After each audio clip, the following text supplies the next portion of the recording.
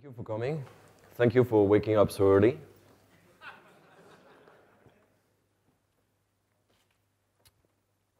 All right, so who read the slides?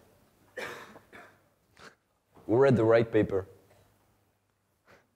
Awesome. Who read the Nmap white paper? Okay, today we're going to talk about trying to backdoor big time your hardware. So the idea is to use mostly open source, because we're going to see pretty quickly that if you want to make your own BIOS, essentially, you don't have many options. Either you do it from scratch and you spend the rest of your life doing it, or you take like bits and pieces here and there, and you combine them together to make like something super evil. So not too surprisingly, I took the second option. So I won't release the proof of concept, but it's essentially, I mean, if you take the time to Google a bit, everything is already available. So the big surprise is that the x86 architecture, the Intel architecture, is essentially plagued by legacy. And therefore, what I'm going to present you is not a vulnerability. It's like the architecture is like this, and there is no patch for it. So like some of you may know, for the rest of you, it may be a bit of a big surprise. So there again, there is no patch for it. I think this is a strong motivation to actually share this so that we can enhance the architecture itself. And well, I don't have a fix, so like if you have suggestions, feel free to ping me. I'm interested in seeing how we could do things better. So in terms of agenda, look, I don't usually do backdoors and stuff like that, but if I take the time to do one, I want it to be epic. So I want something like remotely controllable, remotely updatable. I want it to work everywhere, and I want it to be like, you know, bypassing every IDS, IPS, antivirus, and stuff in the world. This stuff is called Rakshasa, which in the Indie mythology is like the devil. Go figure. We'll talk a bit about cryptography. Anybody is familiar with like TPM, trusted computing, and stuff like that? Yep. So we're going to see that this doesn't work either. And yep, finally, we're going to see like how to backdoor like a nation state. So think like China, NSA, whatever. Who am I? So like I do security and blah, blah, blah, and that's it. Just one thing, we do a conference in Paris, which is called Akito Agosom. And if you'd like a free trip to Paris, like feel free to submit. Okay, a bit of fun. This is for the media. Who's the journalist out there? Don't be shy. All right, so if you've been hibernating for the past few months, it's very much in the air. There was this mighty report from, so it's interesting in the US. They have like private companies doing reports for the government, for the Senate. And this stuff says, oh, you know what? Computers are built in China and we don't trust the Chinese, essentially. It's mostly FUD, but the perspective is interesting. Like, it's true that actually computers are all manufactured in China and we don't control the supply chain. I mean, when you receive a new computer, who's actually checking for, you know, the integrity of your firmwares? Who does it? No, Chinese don't do it. Nobody does it. Bullshit.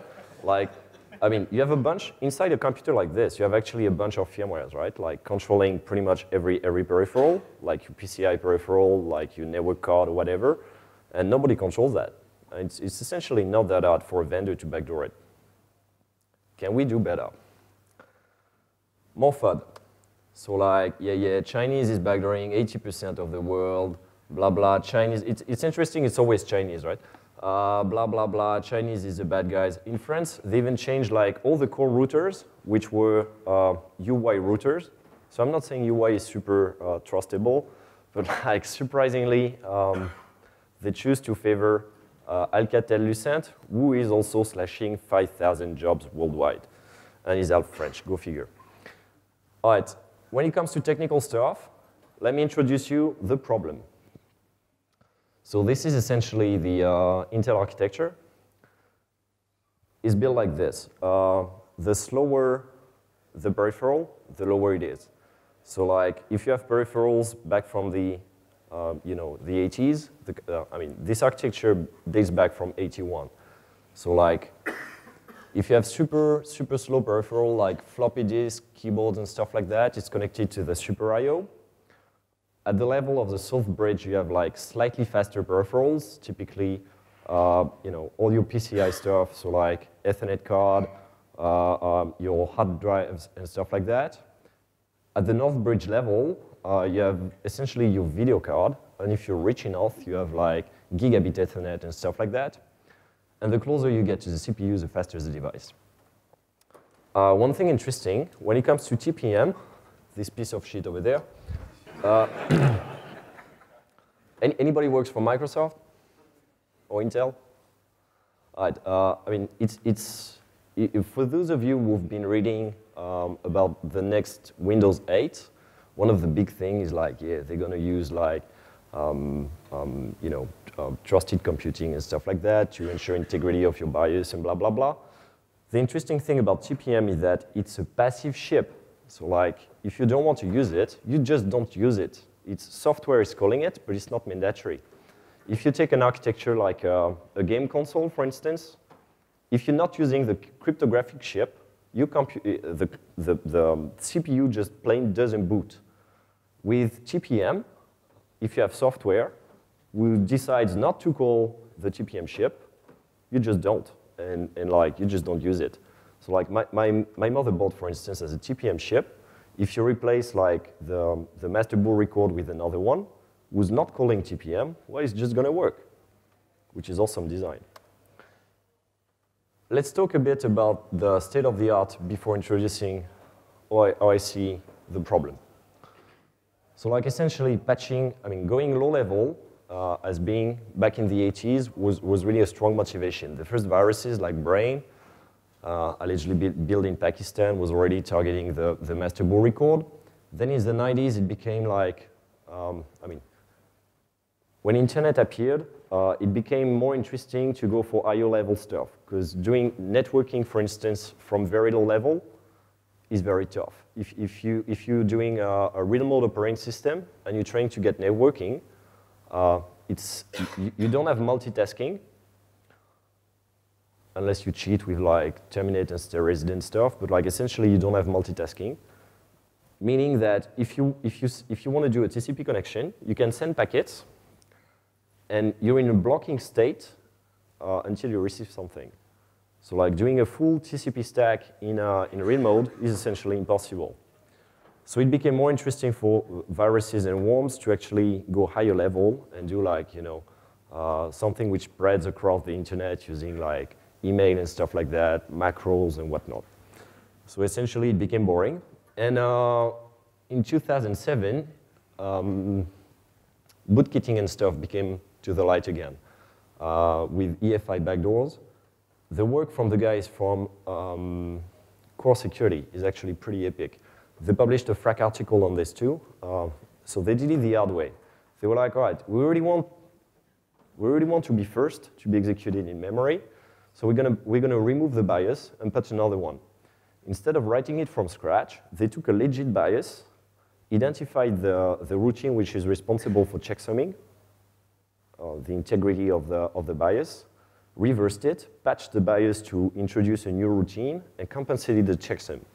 It's essentially doing it the hard way, the stuff I don't want to do. And they managed to do it for Harvard BIOS and Phoenix BIOS. It's pretty remarkable. In 2009, Peter Kleissner, who's a German guy, managed to bootkit, so not only Windows, but also TrueCrypt, in spite of full disk encryption. In 2010, Kumar and Kumar, two Indians, did an amazing job at reversing Windows 7. So they managed to bootkit Windows 7, but they did a lot more than this. They actually released a device driver to be able to mount encrypted drives by BitLocker and stuff like that. And they identified the critical structures in memory for the Windows 7 kernel. And Piotr Bania, who's a guy from, I think he's Polish, or Romania maybe, did a bootkit which is publicly available for 32-bit at least, and he actually helped me with this talk. So like, I'll give him credit when due. And of course, like, or Snare, who gave a talk yesterday morning. Who was at Snare's talk? Was it good? Yeah, pretty epic. So like, he's been working on UEFI. I've been focusing mostly on the BIOS itself, because like, nobody's using UEFI yet. But like, what he does is pretty pioneering and like, will be definitely relevant in a few years. All right, let's talk about Rakshasa. So there again, if we do a backdoor, I want it to be cool. I want it to be persistent, not detectable. When we say stealth, I don't mean like, you know, hiding with a dot, prepending a dot or something like this. I really mean nothing on disk, no forensic evidence at all. I mean, with my company in France, sometimes we do forensic analysis. Essentially, clients, when they detect an intrusion, they start panicking. So like they unplug everything, they shut down the box, and they send you the hard drive. If this happens, I mean, I want zero evidence on the hard drive, so like no forensic evidence. We want remote access, remote updates. I mean, we want something cool. And state-level quality. So if you're a nation state, there are essentially two properties you have to respect. The first is plausible deniability, which is saying, oh no, this was not a backdoor, this was an accident. And non-attribution, which is, no, it wasn't me, it was China. I wanted to bypass, you know, network security, such as firewalls, IDS, IPS. Anybody working for an IPS company, an IDS company, a firewall company? Yeah, you all work on the G-Vault side, right? Sure thing. I want redundancy in case, like, I mean, if my backdoor gets detected somehow or by accident removed, I want to be able to come back. So we want some degree of redundancy. And of course, I want it non-detectable by antiviruses, but like, this is a joke anyway. So this is a corporate firewall, typical corporate firewall. You can recognize the end user with a fancy computer, the most interesting property being that it's cute. Then you have a bunch of toys in the middle, like IDS, IPS, and stuff like that. And in worst case scenario, you have a proper firewall which entirely segregates internal network and internet. Like, I mean, there is no such thing as, I mean, ideally, you need like proper authentication before accessing the firewall. And you have like proper segregation in the sense like you cannot send like, you know, UDP packets or stuff like that, typically DNS. So let's assume it's a real network with proper segregation of DNS and stuff like that. So what is supposed to happen is this. The user is supposed to authenticate against the firewall, and your toys in the middle are going to analyze the traffic with deep packet inspection and catch like any malicious traffic. What we're really going to do is this. We're gonna put our malware inside the hardware of this box. And like, since we don't care so much about this stuff, I mean, we're going to bypass it entirely by using the different network stack, using the Wi-Fi integrated, hopefully, inside the laptop. And we're gonna update the computer from the parking slot or something like this. And so you don't care about authentication and stuff like that anymore. The benefit being, if you don't use the corporate firewall, the corporate network, there is no forensic evidence. So how to do this?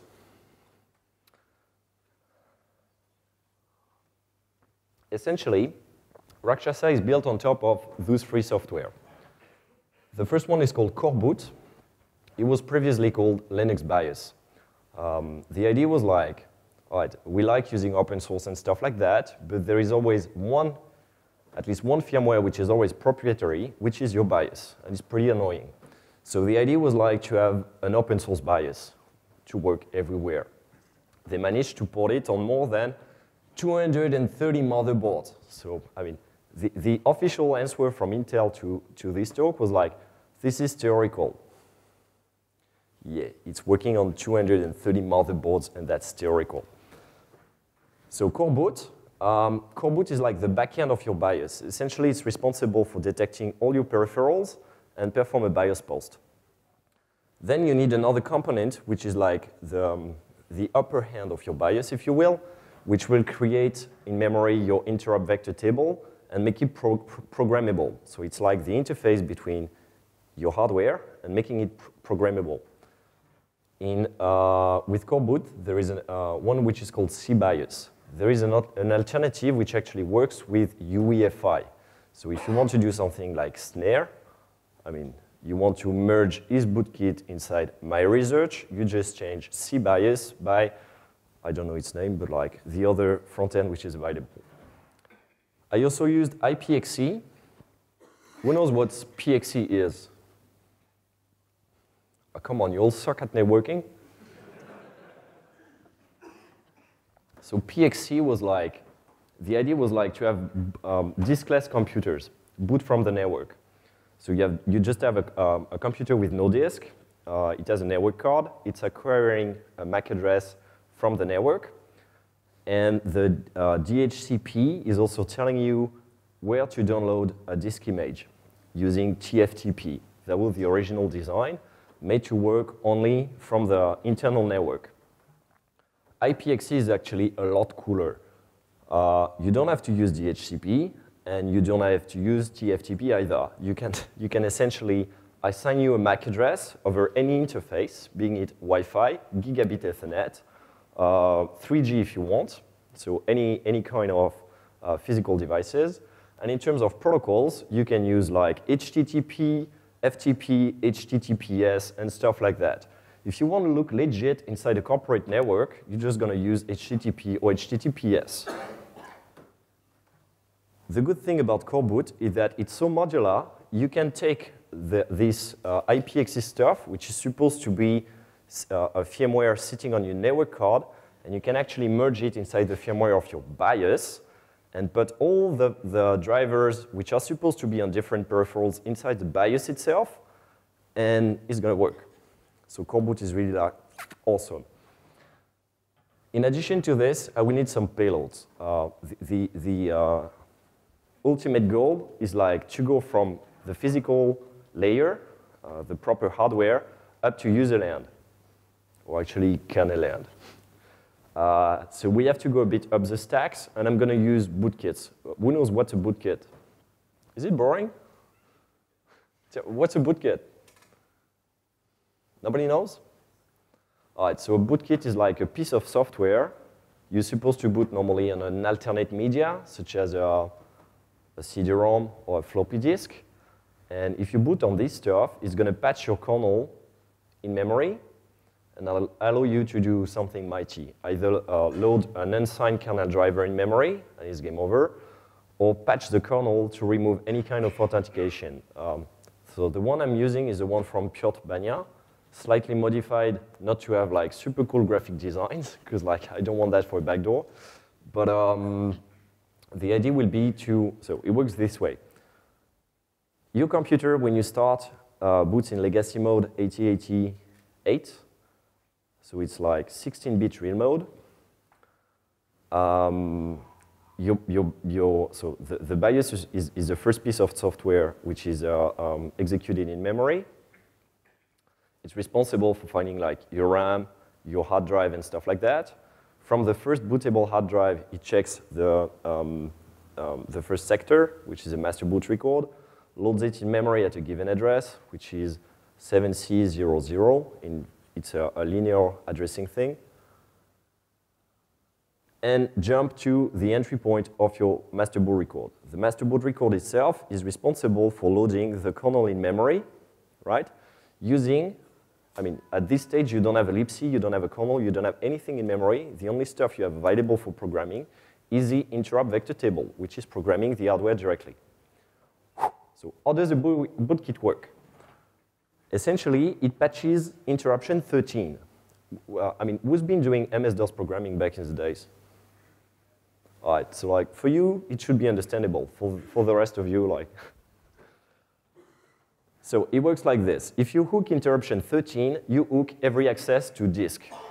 If you want to read, seek, or whatever, it's very low level. I mean, the kind of access with interruption 13, you have to specify the disk, cylinder, head you want to read from, right? It's that degree of lowness. So if you hook interruption 13, when the master boot record is going to try to load the kernel from the disk, essentially it's going to try to read a sector from disk in memory. And if you detect this, because you hooked the interruption 13, you can like patch what's going to be loaded in memory. And the idea is to find interesting locations inside the Windows kernel, essentially, to like bypass authentication and stuff like that, or inject your own driver. So this is the payload, which is called a bootkit. One cool feature about using free software is that it wasn't me, it's free software. So you have non-attribution. In terms of portability, either you start doing your own BIOS yourself, and maybe you'll manage to support your own box, maybe. Or you use something like Core Boot, and it's a given, you already support 230 motherboards, your option. Another cool thing is like, okay, if you look at the antivirus reports regarding Juku and all that stuff and Stuxnet, so like Juku has been borrowing code from Stuxnet, so like it looks super malicious and it's probably the same group and blah, blah, blah. If you use free software, which is legit, it's going to be super hard for an antivirus to detect it as malicious. Otherwise, it's going to be a false positive, right? Because they are legitimate use for Core Boot, CBIOS, IPXE. It's not evil software per se. So it's going to work like this. We're going to flash the BIOS with Core Boot and all embedded PCI ROMs inside the big firmware for the BIOS. Since we want redundancy, we're also going to flash the PCI firmware inside the network card so that even if the user somehow upgrades his BIOS and stuff like that, we're still on the box. We still own the network card.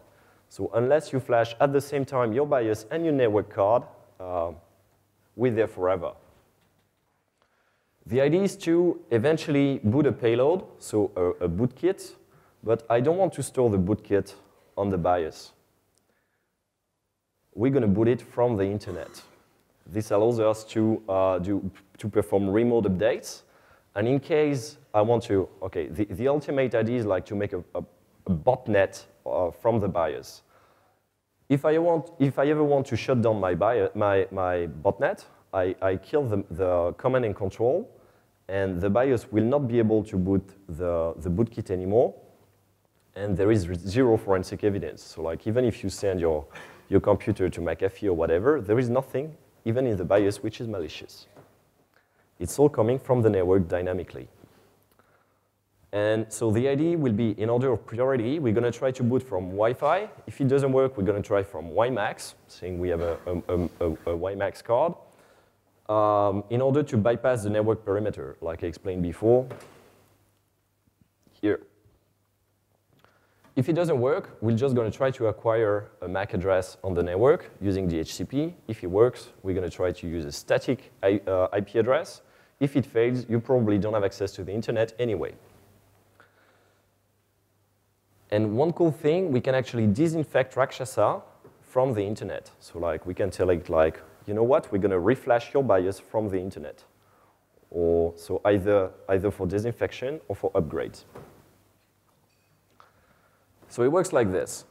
All this stuff, this stack of Core Boot, CBIOS, which is the front end for the BIOS, and IPXE, which is the driver for the network card, are not malicious, and they are contained inside, all of them, inside the BIOS, the custom firmware for the BIOS. And the only thing which is evil, which is the bootkit, is going to be fetched from the internet at boot time over SSL. Any questions so far? That was too easy. All right. So the kind of cool stuff we can use as a payload. We can remove the NX bit. If you do that, everything in the address space becomes executable again. Your heap, your stack, whatever. We can turn every mapping in ring 0, so like in kernel land, writable again. We can remove anti-SMM protection, because like, okay, I get back to SMM, but essentially the fix for the SMM problem, SMM being the patch mode for the CPU, or the debug mode for the CPU, is supposed to be fixed from the BIOS. But if I own the BIOS, I don't have to patch the fix. So we will see that this leads to a generic local exploit unless you're running in a virtualized environment. We can even disable ASLR from a bootkit. We'll see this. And in terms of bootkitting, essentially, once you can write to the kernel, you can do anything you want in kernel land. Thanks again to Piotr Bania for helping me with the bootkit of Rakshasa. So how do you remove NX? The real question is like, how does NX work? So NX is a model-specific register, meaning that if you have a CPU which is older than 97 or something, you don't support it at all. So the idea is that you have a flag, and if you set it to 1 in the CR0 register, if you set this bit to 1, memory which is not supposed to be, memory which is supposed to be read-only is not executable. The default being that everything which is mapped is executable. So how do we remove this stuff? It's not too hard. The trick is essentially to use a CPU ID instruction to get the supported MSR model-specific register capabilities of your CPU. If your CPU is older than 97, this shellcode is going to fail. But like, I assume it's pretty OK. If you have at least this function, 800001, you can get what are all the model-specific register information. Then you check a specific bit in EDX. If this bit is not set, then NX is not supported, so you don't need to patch anything. Probably what's going to happen is that it's going to be set. So what we do is we read and we write back after flipping the bit. The RDMSR and WRMSR are the equivalent of a move to move memory, only using model-specific registers. Too easy? There are other ways to do it. How do you make all the mapping in ring 0 writable again? So if we read the Intel manuals, there again, there is a bit. If you flip it, so bit 16 of control register 0, if you flip it, everything is writable in, everything which is mapped in memory in ring 0 becomes writable again. So like you have a 32-bit version, which is essentially reading CR0 inside a standard register, flipping the bit and writing back, and that's it. And 64-bit is strictly equivalent, since by the specification, the 32 first bits of CR0 are always 0. Otherwise, you get a protection fault. CPU update, I love that one. Do you guys know that you can actually upgrade your CPU using software? You can patch it. This is called microcodes, and it's used by Intel and their competitors, but ARM, to upgrade when they actually fuck up. Instead of calling back all the CPUs and changing your CPU, they push a microcode update. What you can do is like remove all the updates that the BIOS is supposed to push. Since we're going to do our own BIOS, we don't have to push the microcodes. SMM, is it too hardcore? Too boring? We go to demos? No, it's interesting? All right. SMM. So essentially, Duflo discovered in 2006 and 2007 that the patch mode for the CPU, which is called SMM, System Management Mode, can be abused to execute stuff in a mode which is even better than ring 0. It's like ring -1, because even the kernel doesn't know about it. The idea was that the patch to this problem, this is well beyond the scope of this talk, but like the idea was that the patch has to be pushed in the BIOS. If you read, this is from the Intel manuals, they say the BIOS can use the blah, blah, blah flag to initialize SMM space and lock down the SMM space. But of course, if I control my own BIOS, if I do my own BIOS, I don't have to patch this stuff. Interestingly, core boot doesn't support locking the SMM zone anyway, so my super elite shellcode to allow SMM is a NOP. That was hard. Okay, disabling ASLR. This is slightly more hardcore. So ASLR in New Zealand is set by the equivalent of execve, or create process if you're a Windows lover. So it has to be done in kernel land. If we can patch the kernel, we can patch the stuff which is supposed to seed the ASLR. So in the Unix world, it happens by opening /dev random, picking a seed, and adding this seed to the base address of your the mapping of your binary. Am I speaking Chinese? All right. If you're in the Windows world, the guys, I mentioned you the Kumar and Kumar guys from India, they discovered where the seed is on the Windows kernel.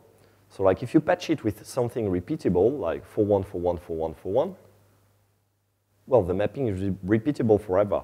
So like even if you don't use a bootkit, if you put all this stuff, your memory is writable in ring 0, you don't have ASLR, you don't have NX, so like you're going to be just bang vulnerable to the next vulnerability, even if like the rest of the world is not supposed to be affected. So if we implement all of this, we're going to level this, lower down the level of security of any operating system. It's not specific. I mean, removing NX, for instance, is not specific to whatever operating system you're using. And you effectively back in 97 in terms of security. There again, there is nothing on the hard drive. So in terms of forensic, nothing to check. No, I also want a remote payload. So like we're going to try to boot a different version of the one created by Piotr Bania, which is honestly the best so far. Yep. Sorry? I can't hear you, mate. Could you check the server that IPXC is pointing to? The server that IPXC is pointing to. What do you mean by check? Well, you're saying there's nothing to find on ours. Yeah, but it's a server somewhere on the internet that I control, right? So like it's not like you could just, you know, I mean, unless you own the entire internet and you can check it by yourself. In terms of forensic stuff, there is nothing on the hard drive. I mean, even on the BIOS, not only there is nothing on the hard drive itself, not even like file carving and shit like this. There is actually nothing malicious on the PCI drivers either. So like, if you take just the box by itself, there is nothing malicious. Now, if you're telling me, oh, but you're downloading something malicious, yeah, it's what I'm saying. So yes, I agree. There is something malicious at the end of the day, but it's popped from the internet, and the attacker can shut it down at any time. If he suspects that, you know, the FBI is knocking at the door, it just shuts down the command and control, and that's it. Yep.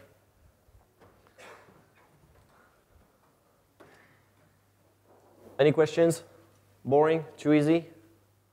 Okay, we're going to go for the demos. Just a bit of summing up. So there again, we do not touch the disk. There is nothing to find for an antivirus.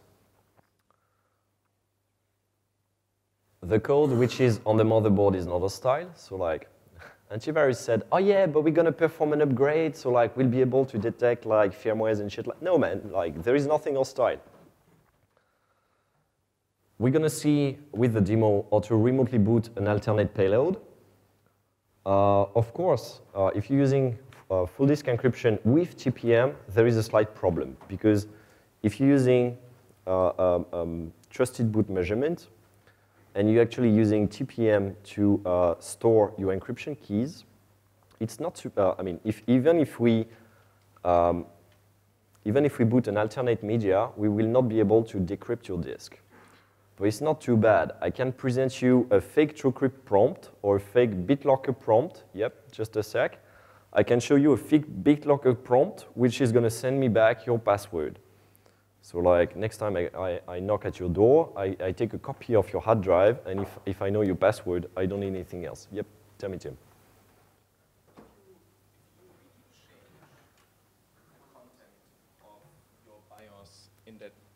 If you really change the content of your BIOS in that sense that you have set the TPM bits, I think it's 7 or something like that, such that it will do a signature over the BIOS that is loaded, then it will not give you the prompt.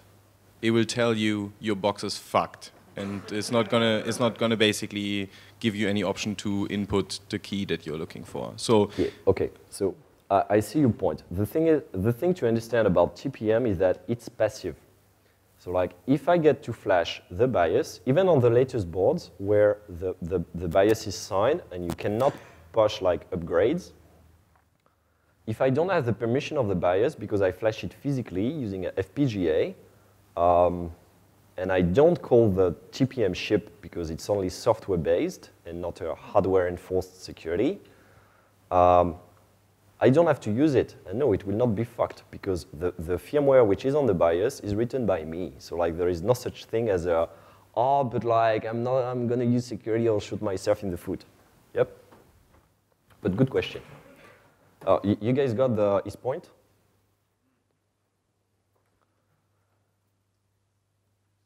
Okay, it's getting boring, seriously. Let's go for the, just one thing which is cool, I think. Coreboot has the capability of emulating the CMOS, which is essentially an NVRAM memory.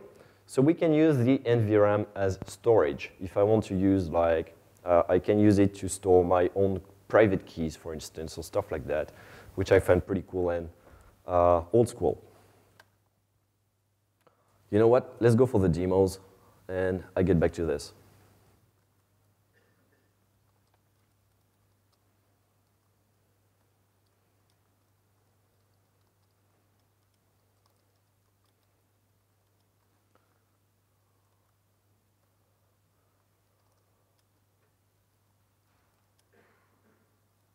Okay, so I'm going to start a Wireshark.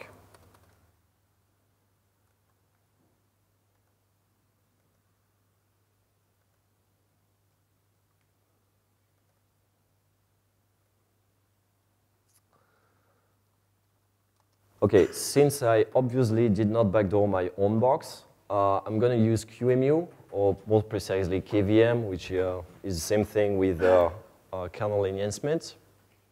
So the command line is like this. We're going to specify, instead of using the default BIOS from KVM, we're going to specify the Rakshasa bin, which is really something you could flash on a real hardware on 230 motherboards. We're going to ask him to have like a network connection. So it's bound to essentially my user LAN connection. And we're going to boot this hard drive, which is essentially a Windows 7 64-bit.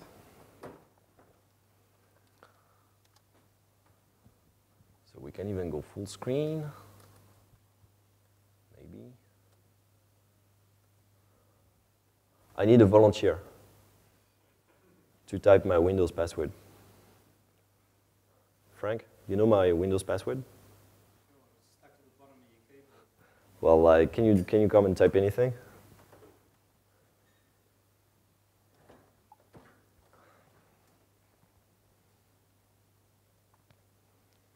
You don't have to put your real password, mate. Thank you. Quali sold me. Okay, since nobody works for Microsoft, you guys don't care if I did not register this copy.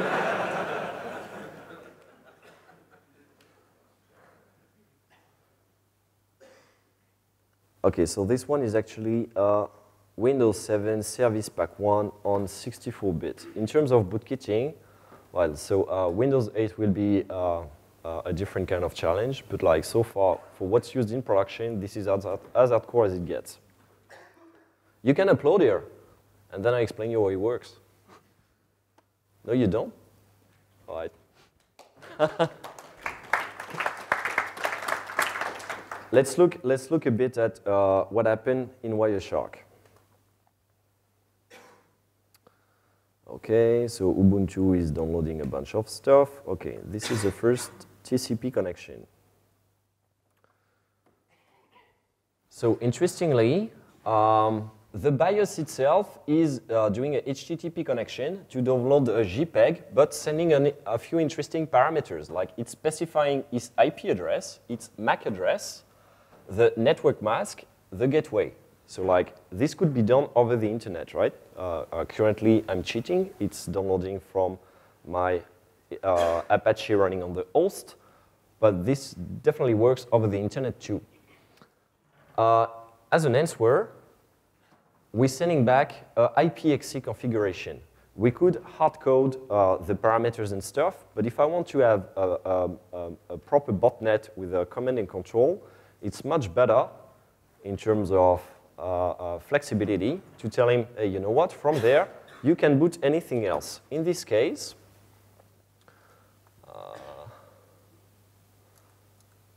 yeah, so I commented everything, which is very smart. I'm booting from,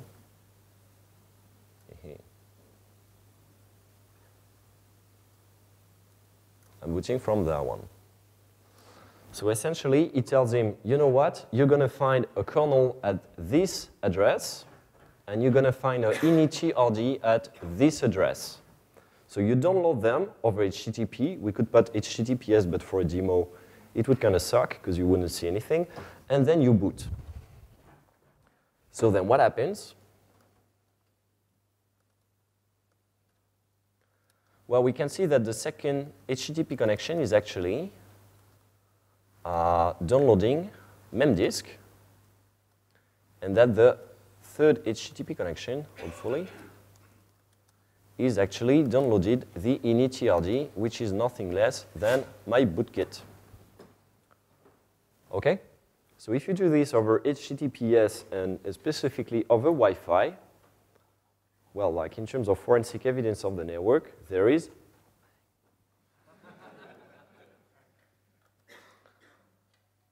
Back to the slides.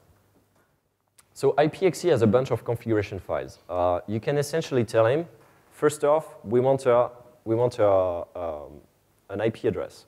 So we could use Wi-Fi, we could use WiMAX or whatever. It's capable, I mean, it has drivers to understand all those stacks. So what we try is like, you try to get DHCP. If it doesn't work, you set all those static parameters.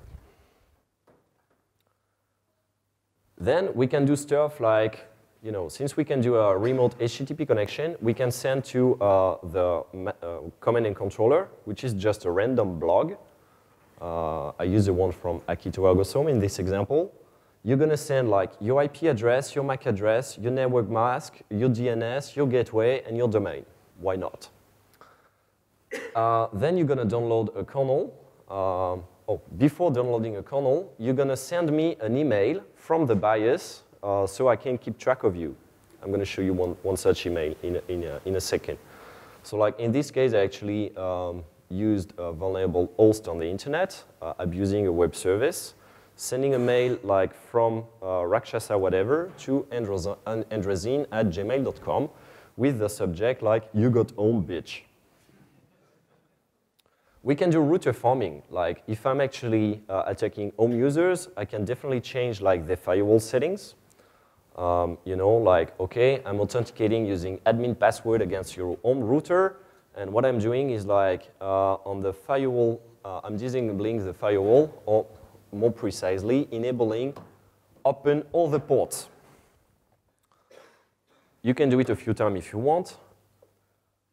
And then we're gonna chain over an HTTPS configuration, meaning that instead of hard coding my configuration inside your BIOS, which would be forensic evidence, we're gonna fetch the proper configuration dynamically, which can change over the internet, which is what we just saw as a demo.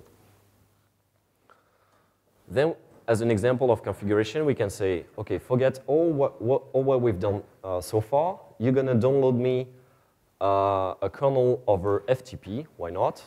initRD over HTTP and boot the stuff. So what we just did as a demo is exactly this. We connected to a remote command and control over HTTP. The command and control contained another IPXC configuration, which told the BIOS where to find a mem disk and an init.rd, right? And the init.rd being the bootkit itself.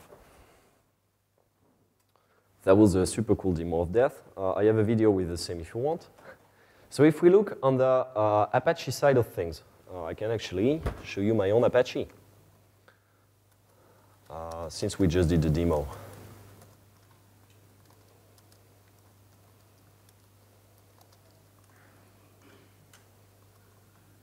So if we look at access.log,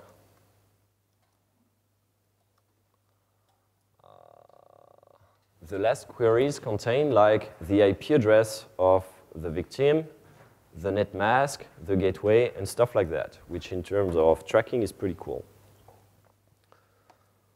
We can have it send an email from the BIOS. You can actually send emails to yourself abusing a web service or whatever.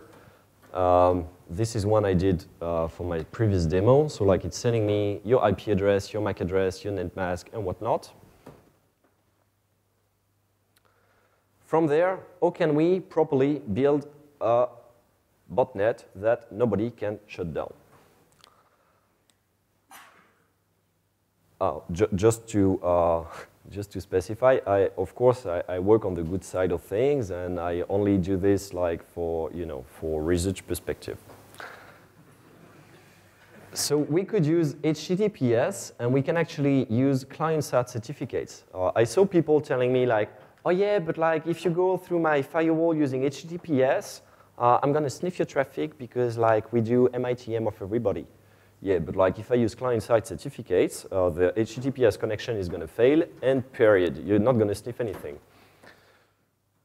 I mean, bottom line is, if vendors can do secure updates, so can do a malicious software. It's you cannot have it both ways. So if Microsoft is capable of using client-side certificates and signed updates, I can do that too. And this is all built in IPXC. That's cool or what? I didn't have to code anything. So the big problem with botnet these days is that your command and control, even if you're using like fast flux and stuff like that, is subject to hijacking. If law enforcement hijacks the command and control, essentially they're pretty reluctant to do it, because if you have like people, with medical equipment and stuff like that, which are infected, if they actually shut down the botnet, they may kill everybody too. But like, they sometimes do it. They did it for the DNS hijacker recently, for instance. So like the big problem, the big one point of failure of your botnet is your command and control. What you can do with your command and control is actually rotate your command and control. Since we have client-side certificates and shit, we can rotate over all the internet. So what are you going to do? You're going to shut down the whole internet to shut down my botnet? Of course not. It means that my command and control, if I have a few hosts on the internet and I use every possible IP on the internet rotatively as a command and control from my BIOS, I'm not going to control my botnet every day, but it doesn't matter. Like if I can update, say, once a month and you cannot shut it down, it's good enough. So how do you shut that down? You can't. Cryptography. Anybody works for cryptography and no? Okay, so like we said, TPM is actually a problem. If you do a botnet, if you do a malware which is doing what we just did with against a hard disk which is encrypted using strong cryptography and TPM, you won't have access to the data. But it doesn't matter. What you can do is actually put a fake prompt for TPM, BitLocker, for BitLocker, TrueCrypt, or whatever, then disinfect yourself. I show you how we disinfect Rakshasa. And then the measurement Tim was talking about is going to be all right, because on next reboot, you restored everything. So like your core measurement of trust is actually correct. It's the original BIOS, everything, I mean, the TPM register checking for integrity in memory is going to be all right, and you'll be able to decrypt your disk again. Only the bad guy will know your password. You can do even cool stuff like trying to brute force TPM from the BIOS. I showed that at DEF CON like a few years ago. And yeah, there again, we can disinfect anything. Worst case scenario anyway, what's going to happen is that, okay, the user is going to say, oh, BitLocker is not happy, I cannot decrypt my hard drive, something failed. And then what? Like, you want your data back, right? So like, you're going to decrypt your, you're going to unseal your TPM, say, enter your passphrase, tell him to re-encrypt the drive, and you're going to re-encrypt and seal your hardware. You don't agree with that? With the TPM thing. Mate, like, it happens every day with SSL. It's like, you have SSL prompts telling you, like, but not for you.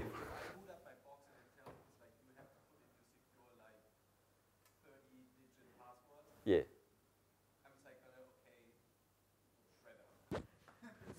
And you lose all your data. Damn, I need to find something else. Seriously, what's better? It's like my pawn or your pawn? Okay, Tim, I see your point. I see your point, but the big thing is when you buy your box, it's not encrypted. Your hard drive is not encrypted.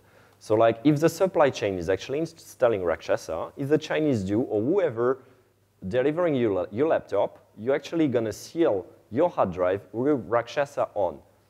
Yep. And like, if you try to remove Rakshasa, you lose your pawn and your hard drive and shit.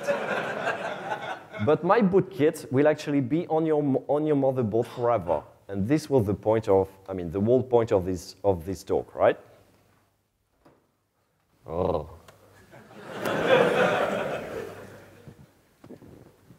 So I see that you have bad influence from Jerome, who works for an antivirus vendor. So we're going to discuss a bit of antiviruses. If you ask me, relying on antiviruses against 0 days is like putting lipstick on your box. I'm going to prove it to you. So like the bootkit, the main bootkit, which I used as the core of Rakshasa is the one from Piotr Bania. It's called Conboot. If you send Conboot, which is 5 years old, to VirusTotal, 2 antiviruses detect it as malicious. And not your employer, buddy. No. If you pack it with a super hardcore hidden packer, LZMA, which is like the default packer for everything, including nowadays the Linux kernel, but also like virtually every PCI device, the detection rate falls to 0, okay? So in terms of detection, dude. 5 minutes, all right. Realistic attack scenarios. So like, what happens if like you own a box remotely, like a server or whatever, and you want to push Rakshasa? It's like, my main attack scenario was like, okay, I own the hardware already. If you get a remote shell, can you actually install a backdoor at physical layer? Turns out you can. If you're using Linux, there is just a tool which is generic to flash any BIOS. If you want to do it on Windows, well, it's a, lower, it's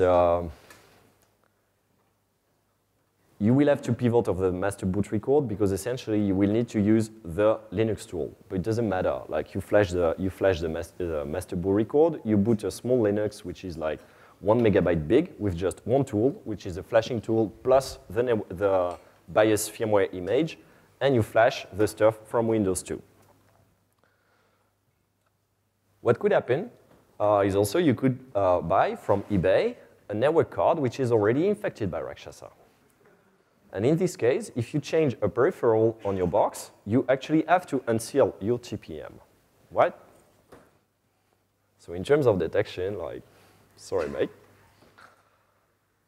You can even like backdoor an entire data center by telling VMware, okay, I want to use a new BIOS image. Instead of using the legit one, I'm going to use Rakshasa instead.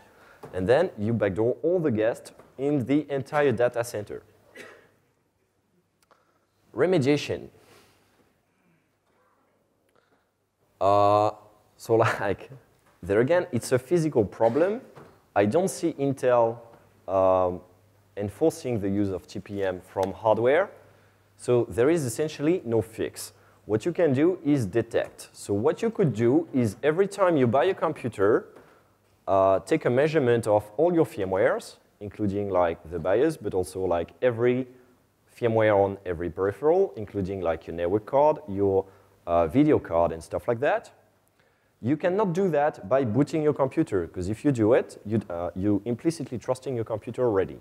So you need to use it to do this using a physical FPGA device, which is going to extract the firmware from every physical device. This is costly. And I mean, and who has the expertise to do this? Call me. I'm expensive. And then, like, if you suspect there is an intrusion, you do the same thing. You, using an FPGA, you extract the firmware and you compare the MD5 checksum plus the SHA-1 checksum, because you don't know if the Chinese actually, or NSA actually got MD5 collision or whatever. It actually happened with, which one was it, Juku? Which had an MD5 collision for Microsoft updates. Yep, so we get like MD5 plus another one.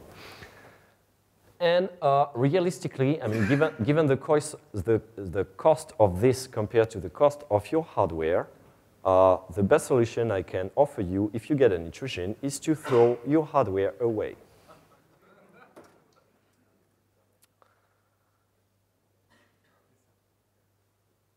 Fuck it. Yep. So that's the kind of self-powered slot you need to extract the firmware from a BIOS or socketize your BIOS.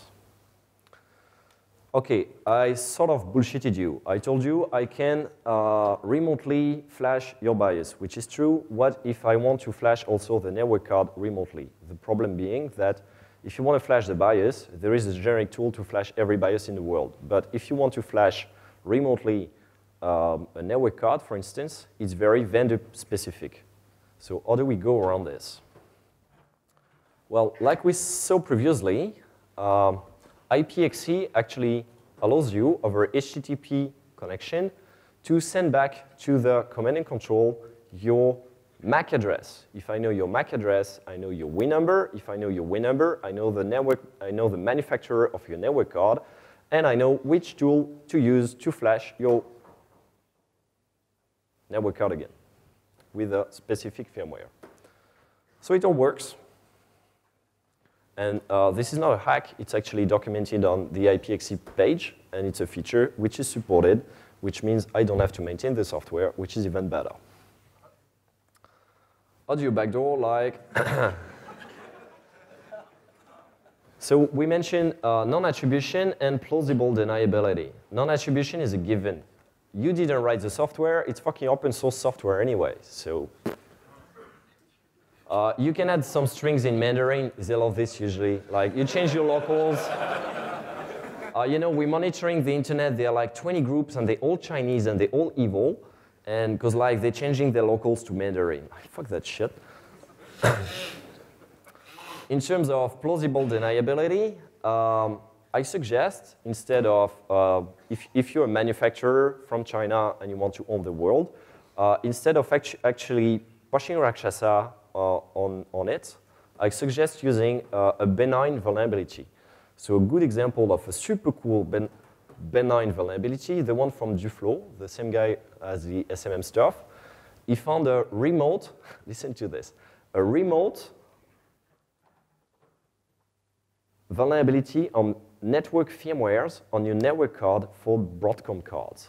It's like, let's say, 30% of the market.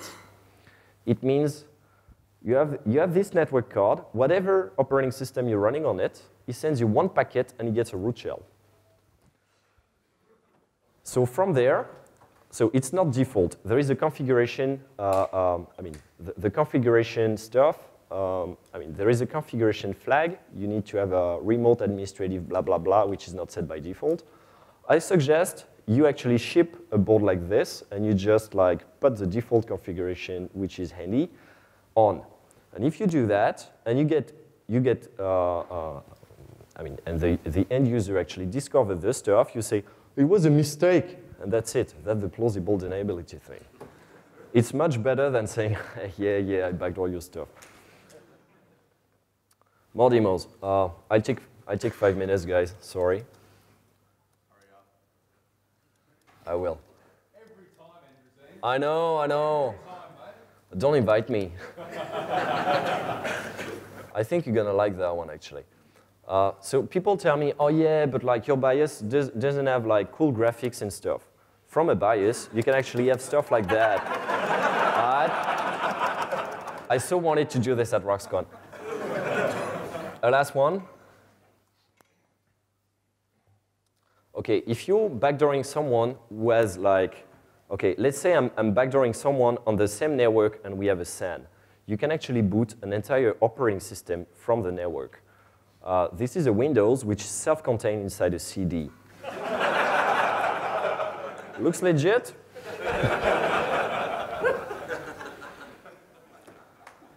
I mean, the size of the CD, it's realistic. Like, I got this idea from this book, which was sort of bullshit. You guys read this Millennium stuff?